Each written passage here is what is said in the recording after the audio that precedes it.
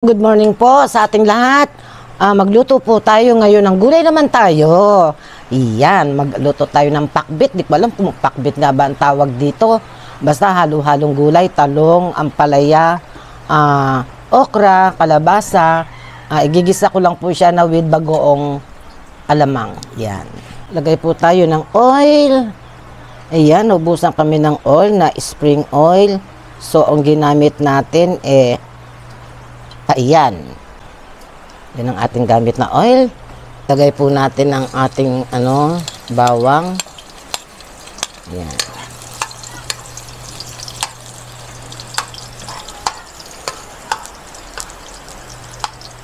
Isunod po natin ang ating sibuyas.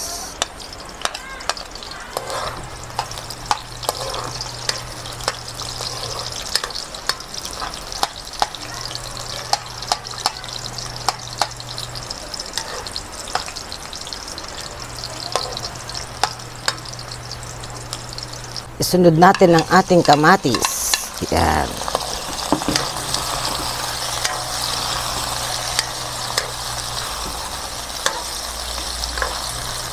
Palabuntin lang po natin ng konti ang ating kamatis. Yan, lagyan natin ng alamang.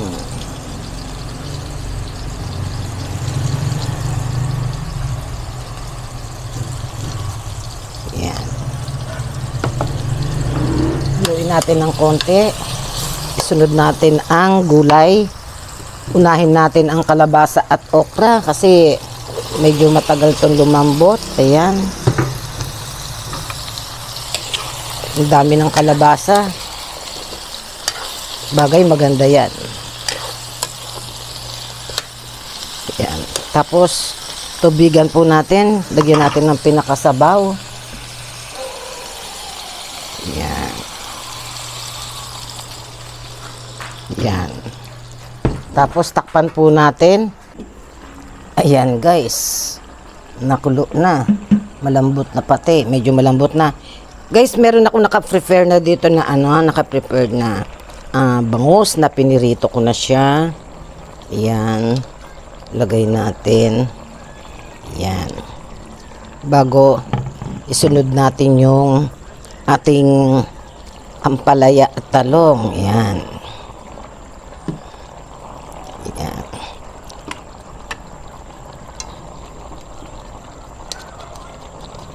Ayan. Dagdagan po natin ng pihado, kulang yan sa konting alat. Ayan. Ayan.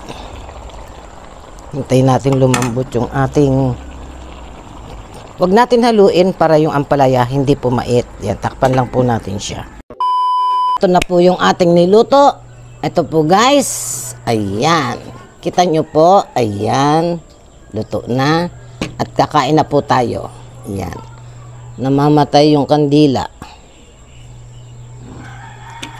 Nag-separate ako ng pinaka-sauce sabaw. Ayan.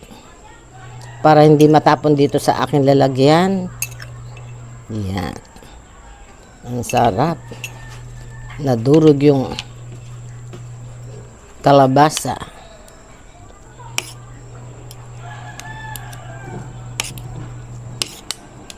Nabasa yan sa anggi. Dito sa lugar namin guys, madilim pa rin. Pero medyo tanghali na. May habagat pa natira at may papadating na bagyo uli. Ingat-ingat po tayo dun sa mga apektadong lugar.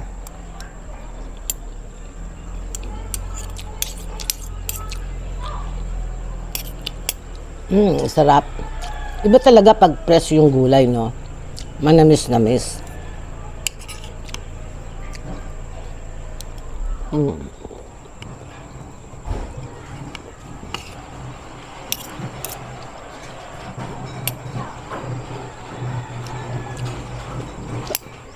Tapos, crunchy yung ating ampalaya.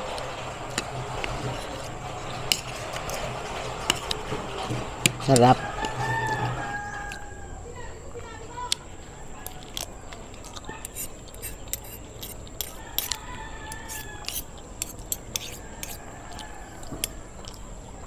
Nako, ang tagal walang pasok ng mga bata.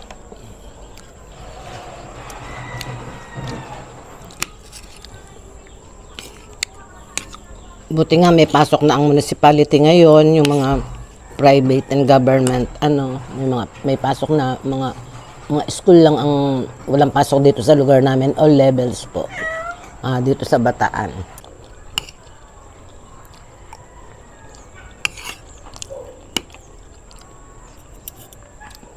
Namatay ang kandila.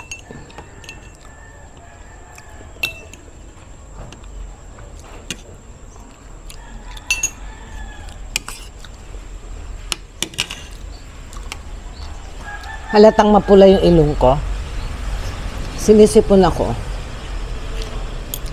Pasintabi dun sa mga kumakain. Yung panahon kasi Dito sa lugar namin, ang init-init, biglang bugso ang ulan. Pabugso-bugso. Ewan ko ba, ba't ganun?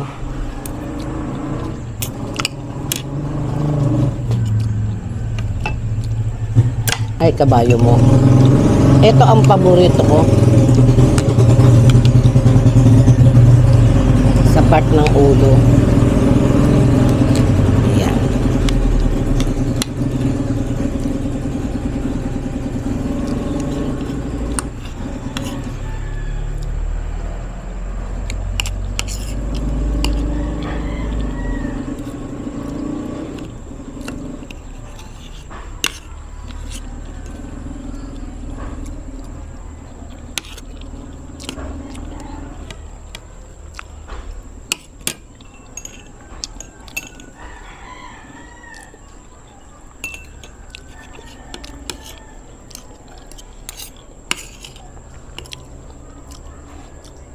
Si Hana papuntang China.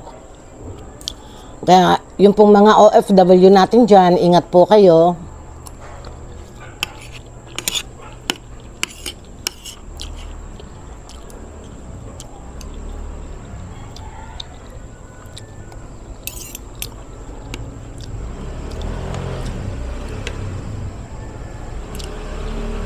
Nakalimutan ko yung pangalan nung nung namumong LPA, kasunod niya na.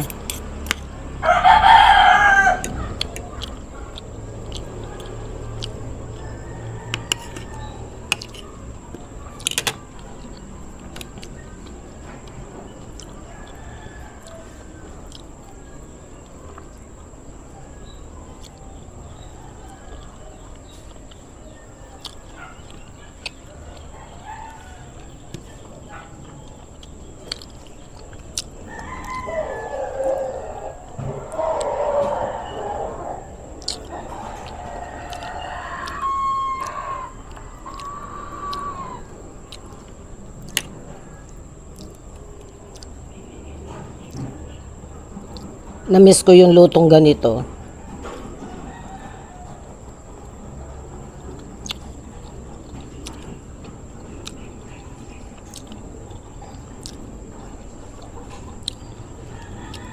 Sa pagluto ng ginisang gulay or pakbet, iba-iba style.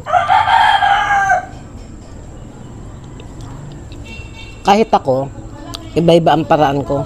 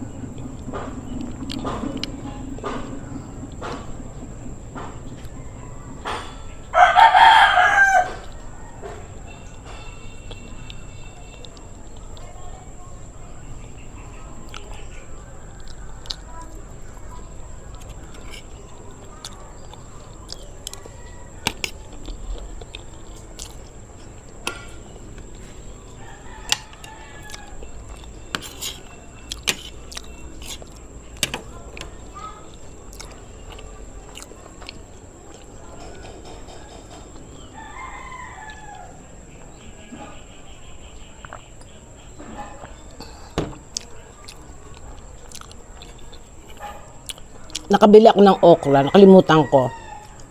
May tanim pala ditong okra sa ano namin. At kulay pula. Meron palang, ngayon lang ako nakakita na okra kulay pula.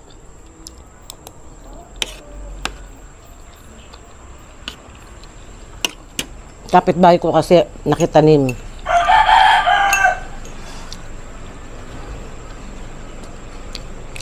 Pwede naman daw kaming pumitas. Kaso lang, nakalimutan ko nga.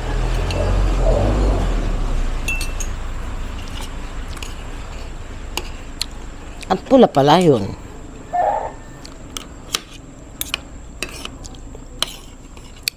Halo eh, meron green, may pula.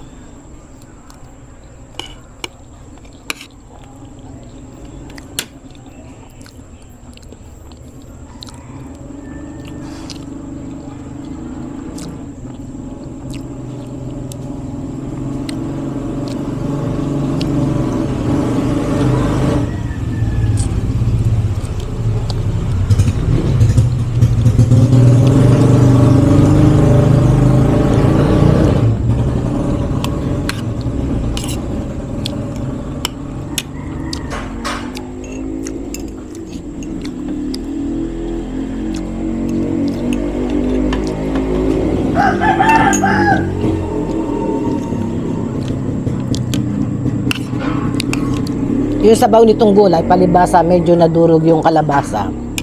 Ang sarap ibahog sa kanin. Alam niyo ibahog? Isabaw.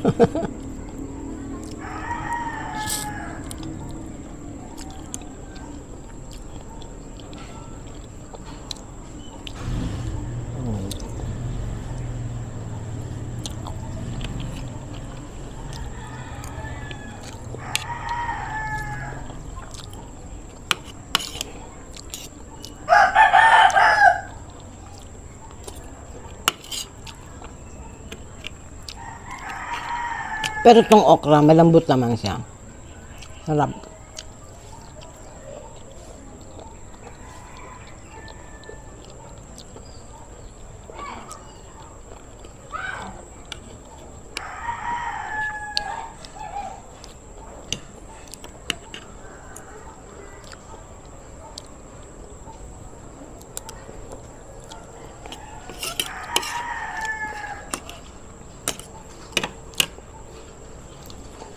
Ba't ganun?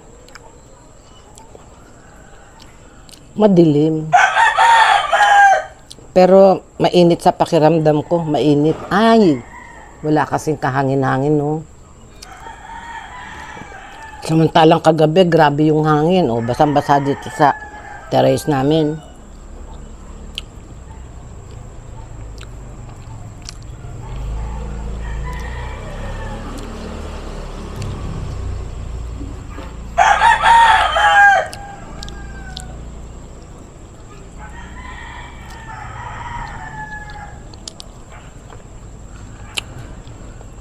Pinagpapawisan ako sa pagkain.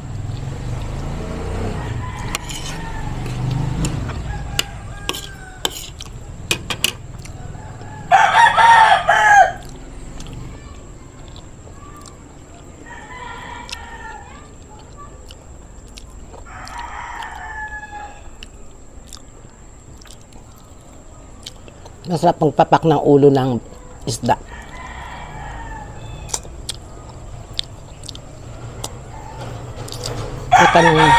Kita ng isda.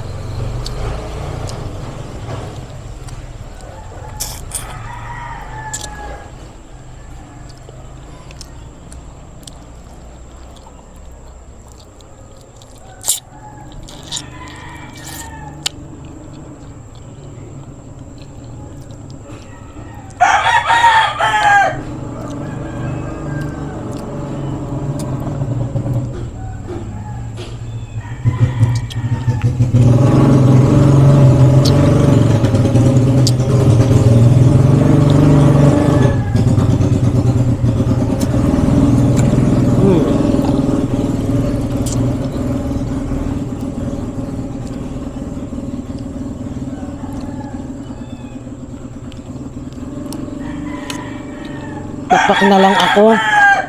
Hindi ko na yata kayang ubusin tong isang kutsarang kanin na to. Kay akin na lang. Yan, no?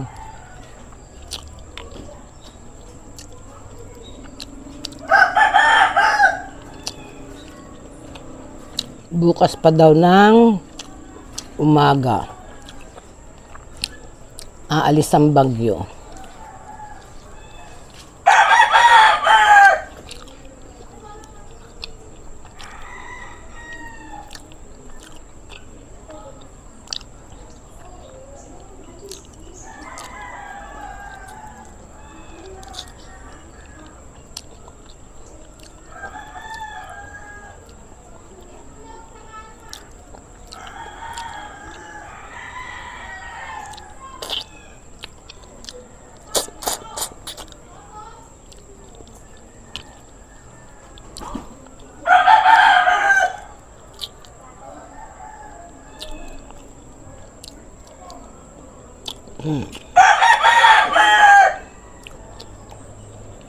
Sarap. Papakuli ng okra.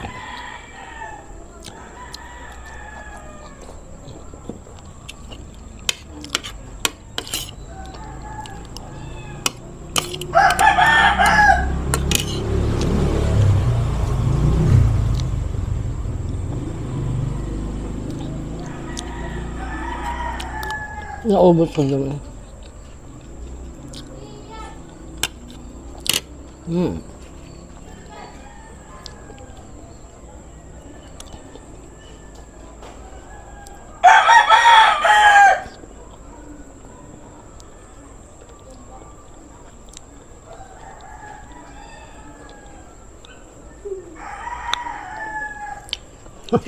Natatawa ako sa sarili ko. Yung okra, pag kailangan pigilan mo siya. Kasi kung di dire-diretso sa lalamunan mo nang hindi pa nangunguya dahil sa dulas.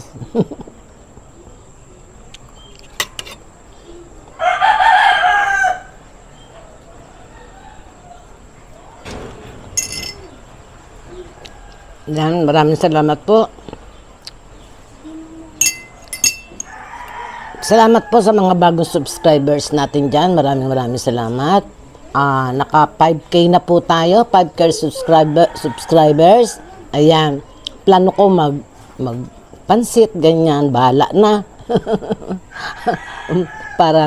parang pasasalamat dahil sa 5K subscribers. Pero, please lang po, wag naman po kayong mag-skip ng ads. Kasi po, ang isang YouTuber, nagkakaroon po ng revenue dahil po sa hindi pag-skip ng ads. Ads po ang pinaka-importante, kahit po malaki po ang subscribers natin. Kung may nanonood po, kabusog ko. Kung may nanonood po, nag-skip ng ads, wala din po yun. Kaya sana po, nakikiusap ako sa inyo, no skipping ads po tayo, lalo na dun po sa mga charity vlogger na nakakatulong po sa kapwa natin. Yun. Maraming salamat po sa inyong lahat. Magandang araw. I love you all po.